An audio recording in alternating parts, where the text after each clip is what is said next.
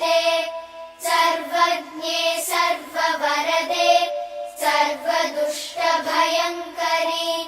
सर्वदुःखहरे देवी महालक्ष्मी नमोऽस्तु ते सिद्धिबुद्धिप्रदे देवी भुक्तिमुक्तिप्रदायिनि